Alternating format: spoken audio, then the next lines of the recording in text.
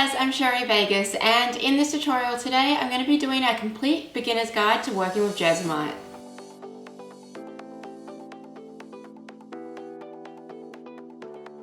So Jesmonite / acrylic resin has become really popular recently. I've been working with it for a while now, so I thought it would be a good time to do a beginner's guide for all those newbies out there that want to start working with this particular product. So Jesmonite is the brand that kind of started it all, and from there, since it's become really popular, you can now get many different forms of acrylic resin. So basically it's an acrylic resin. It comes in two different parts, a powder and a liquid, and I'll go a bit more into that. But it's become really popular recently, one because there's been a little bit of a shift where people have wanting to stop working with your traditional art resins like your epoxy based resins and wanting to go with something a little bit easy to work with and that you don't have to follow as much safety with it because it is an eco-friendly resin. So that's been a little bit of the shift in the market. And I think also too with COVID happening, people were looking for something new to test out and try, and that's when acrylic resins, Jesmomites started to become really popular in the market, and you started to see more of your hobbyists and your crafters starting to use this product. So what is Jesmonite? It is a composite material that's used in mostly arts and crafts as well as some fabrication and building. It is a water-based acrylic resin. So it's very, very different from your epoxy resins if you have been working with that. The same rules do not apply for both, even though they both are technically a resin. Your Jesmonite has no VOCs to it and is considered as an eco-resin. It's a two-part system, one part being powder, one part being liquid. The ratio is 2.5 to 1 parts with this. Please note that if you are using other brand alternatives, the ratios might be a little bit different, so it's always good to read up depending on what brand you're going to be using. Now that you know what Jesmonite is, let's talk about the equipment that you're going to need. If you are an epoxy resin artist, you will be able to transfer some of the equipment over, so you don't need to buy everything completely new, like your silicone molds and your plastic cups, paddle pop sticks, and your gloves and anything like that that you would use with your resin. What you're going to need that is different is obviously the Jesmonite. It's that two-part system with the powder and the liquid, which you mix together. I also like to use a whisk to help me mix up in. A set of scales is really handy when you are measuring out, and some pigments to add color to your pieces. I recommend if you are working with Jesmonite, use the Jesmonite pigments because they're designed to work with that product and they're super strong, so a little bit goes a long way. But I'll get more in depth about all of the pigments that you can use when you are working with your Jesmonite or your acrylic resin products. With safety gear, I have checked out the Jesmonite website and they really don't have a lot of information. I would just recommend it's better to be safe than sorry. Even though this is an eco resin and it doesn't have any VOCs in it, you still need to be cautious when you are working with any product. And when you are using the powder in its powder form, when you are mixing it, it would be advisable to put on a dust mask. You don't obviously need a mask that prevents fumes, so you don't need a full ventilator because it's not got the fumes that resins do, but a dust mask just because that powder can be getting into the air and you don't want to be breathing that down. But there really isn't a lot of information about safety with Jesmonite, even on the Jesmonite website. So I would just say it's better to be safe than sorry. Jesmonite is a 2.5 to 1 ratio, so 2.5 of your powder part and 1 of your liquid part. When you mix those together, that's what causes that chemical reaction. When it does come to measuring out, Jesmonite does recommend using scales to measure out your 2.5 to 1, but I have also done it just by using measuring cups and the volume, and I find that I still get pretty much spot on measurements doing it that way. But you will get more accurate measurements with the 2.5 to 1 with the powder and the liquid if you do measure it out using scales. Does Jesmonite go off? It is the same as an epoxy resin that it will eventually go off. It does not have an unlimited shelf life. It says from anywhere from 6 months to a year, and that can change on the conditions that you keep your product in. So if you're in a colder or hotter climate, that can affect the way that it will go off. So it's probably a minimum of 6 months to maximum of a year from when you first open your Jesmonite. I briefly touched on the pigments that you can use in Jesmonite because obviously we're going to want to add color to all of our pieces. Now we definitely know that our Jesmonite pigments are going to work because it's Jesmonite into Jesmonite.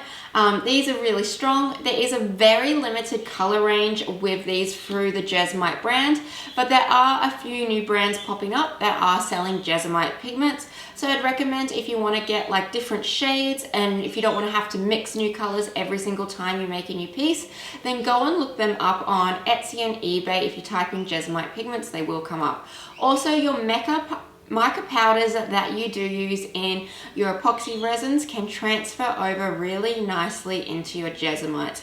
The only thing I find is they're not going to be as vibrant as they look in epoxy because epoxy is clear and Jesmonite has a white base to it, so they're going to be more pastel tones. So you can use them between both, but they're just not going to be as vibrant. One thing you definitely want to steer clear of is epoxy paste. Epoxy paste pigments for resin have a little bit of epoxy into it, and Jesmonite and epoxy just do not chemically mix well. So any of your cream pigments that you do use for your epoxy resin art pieces will not work in your Jesmonite pieces. They just will not go that great and leave a funny texture. If you want more information about what pigments you can use, then definitely go and check out my video that I've done, which is a more in-depth guide just on your colors. When it comes to mixing up your Jesmonite / acrylic resins, there's a few different thoughts about how to do that. Honestly, just use the process that works best for you. Some people love to use like these paddle pop sticks. These are reusable ones because you can scrape the edges and really get a good mix. Some people will use electric mixers if they're doing bigger batches, or a whisk, whatever works for you. Some people like to do powder into liquid or liquid into powder. Honestly, I've tried both ways and I don't really find too much of a difference, but if there is a preferred method for yourself to get less clumps and make it easier mixing, then go for that. I generally do a little bit of liquid, a bit of powder, and I just keep adding more of both parts, mixing that through. Personally, that's what I find works the best and works the fastest because I do hand mix my Jesmonite. And obviously if you're going to be making big batches of Jesmonite because you're doing a bigger piece, maybe an electric words have lost me today. Look at getting maybe an electric mixer because Jesmonite does set quite fast. So by using an electric mixer, if you're making bigger batches, you're going to be able to mix it faster, which means you're going to be able to pour it faster. Which leads me into my next part about setting times. So setting times will change depending on the climate you're in.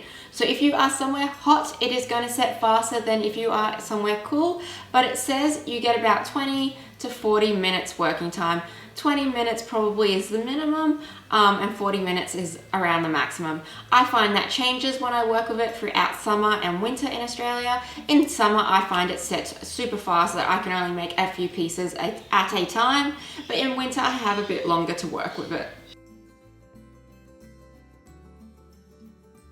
A thing that you will find when you do work with this product is bubbles, and you just need to know up front that you will get pieces that have bubbles, and that is just a part of the Jesmonite process. You're never going to get a perfect piece, but there are 3 simple tips that you can use that will help you reduce the amount of bubbles you get in your Jesmonite pieces.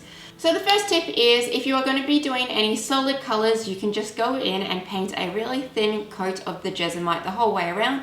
Let that set and then pour the rest of your Jesmonite on top. This just means that you're not going to get any bubbles on that surface when you do pull it out of its mold. This obviously doesn't work for every pouring technique because if you're obviously doing the swirl technique, you cannot paint that on because you're not going to be able to see the swirl. The second technique is just tapping the edge of your mold to bring all of those bubbles up to the surface. This does help reduce the amount of bubbles that you will get in your final piece, but it isn't a perfect technique. And the last technique, we're getting a little bit more advanced. For those people that are going to really get into Jesmonite, you can always go and buy a vibrating tray like they use in dentist's office and put your products on, put your Jesmonite pieces on there while they're setting and let the tray vibrate, which will get all the bubbles up to the top of the surface. It's kind of like the next step up from just tapping your molds. If you don't have that, you can obviously also use a sander and just put it on the table upside down and just let it vibrate the table, which will help reduce the amount of bubbles you get in your Jesmonite pieces. So now we have come to the part of this tutorial, and I know this is a lot to take in and I'm doing a lot of talking, but all of this is really important information before you even start making your Jesmonite pieces. So we're going to be getting into now the hands-on side of this tutorial, where I'm going to be showing you how to make the terrazzo chips, how to then put them into your Jesmonite molds and cast and make terrazzo pieces. I'm also going to show you how to do the swirl technique and how to break and reassemble pieces. The first thing that I'm going to make is some terrazzo chip pieces. Now, it doesn't matter what technique you're going for, the start of making your Jesmonite is going to always remain the same. The only thing that's going to change is the amount depending on what you are making. So if you're making coasters or a tray, your amount would change between the two. So because I'm making some terrazzo chips, I'm just measuring out my powder and then my liquid. I like to measure these out in 2 separate cups just in case I do make a mistake, because I do get a bit confused with the 2.5 and 1 ratio sometimes, so I just always like to double check my measurements. Now I'm adding my powder into my liquid a little bit at a time and mixing it up together. If you add them in all together at once, you can find that it's really clumpy and it's really hard to get it smooth. So by adding a little bit in at a time, you can mix it through, get it nice and smooth before you add the next part in. Some people like to add their liquid into their powder. I personally prefer to add my powder into my liquid. I just find that works better, but whatever you find works well to not getting tons of lumps, then that's what you should do.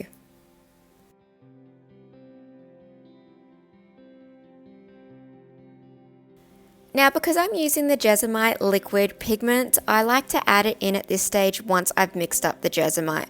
I find it's a lot easier to tell the color, and because it's a liquid going into a liquid, it mixes really nicely through. And you only need a really tiny amount. A little goes a really long way. They're very strong. I've just put down some tabletop plastic that I've gotten from Spotlight. I like to use this to spread my Jesmonite out on to make my terrazzo chips. So you need to spread it out quite evenly, and you don't want it to be too thick. If it is too thick, it's going to be a bit harder to break, but also saying that, you don't want to spread it out really thin where you can see through it, because then when you do go to break it up and make those chips, it's going to crumble into dust. So not too thick, not too thin. It's kind of hard to describe, but when you start to make it, you'll realize. And then you just want to keep repeating that process on any of the other color chips that you want to make. So I'm making some dark green to go with my lighter green. Because we have spread our Jesmonite out quite thin, you'll find that it will set a lot faster than what it would if it was in a mold. So this is about the 20-minute mark, and I'm just going to go through and roll up my plastic sheet and start breaking up and making my chips. You can make your chips as small or as big as you want depending on your project. So this is why I do like to use this thick plastic, because I can also roll up the Jesmonite in it and really break it up into small pieces.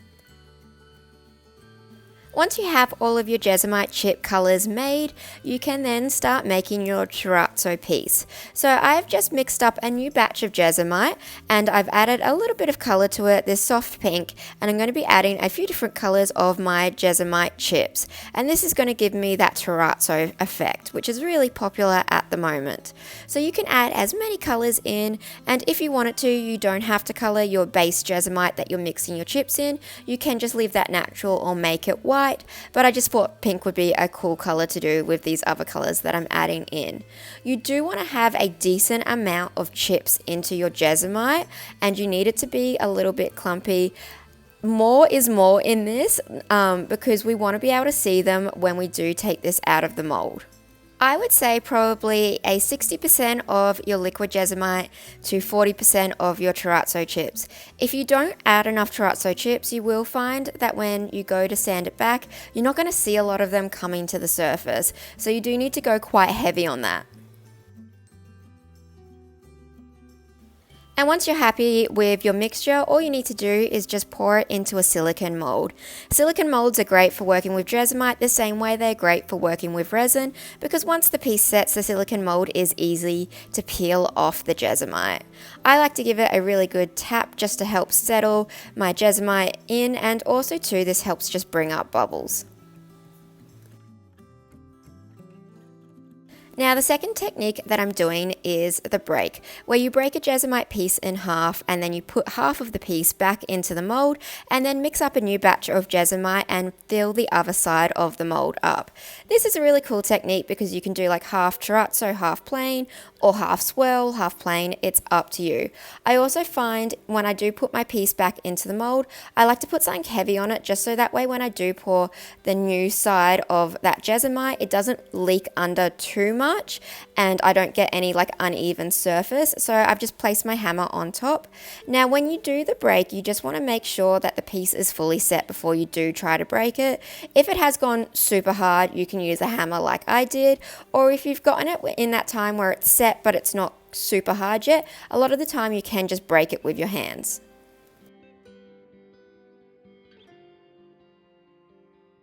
Then once the new Jesmonite has set, you can then just pull it out of your mold and you've got a really cool half and half Jesmonite piece. And then all we need to do is sand and seal this piece and it's finished.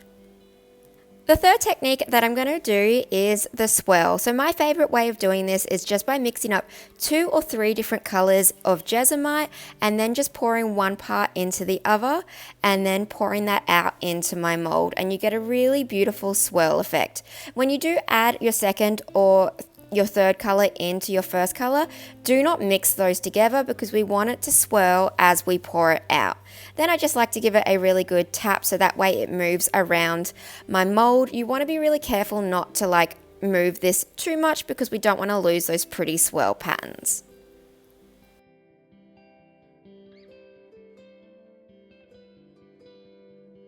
So once all of your Jesmonite pieces have set, it then comes to the final stages of completion where we need to sand them back and we also need to seal them. When it comes to sanding my pieces, I like to use some wet and dry sandpaper. I start off first with a 600 grit just to get the majority of that Jesmonite off. It's really important to sand your pieces when you are doing that terrazzo effect because we want to see those terrazzo chips coming up through. So we do need to remove that first layer of colored Jesmonite off so we can see our terrazzo pieces. I just keep going back and forth sanding, and I will also switch up to our 1200 grit just for a little bit more of my finer sanding. And then once you're happy with the amount of sanding and you've got a nice smooth finish, you can move on to sealing your pieces. So you just want to make sure your pieces are fully dry before you do start to seal them, and you can use any acrylic water-based sealer on them. What you do need to think about when you are sealing your pieces is what are these pieces going to be used for? Are they going to be needed to be waterproof, or are they going to be more of a decorative piece? And what I mean by that is it going to be like a coaster or a plant pot, which is going to be coming in contact with water, so therefore you would want to use a waterproof sealer, or is it going to be used for something decorative where it's not going to be coming in contact with water, so therefore you don't need to think about that. You can also use clear acrylic sprays too if you want to have more of a gloss finish to your terrazzo pieces.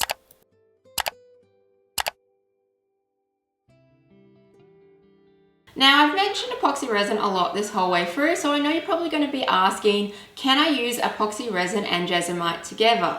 And well, the answer is yes and no.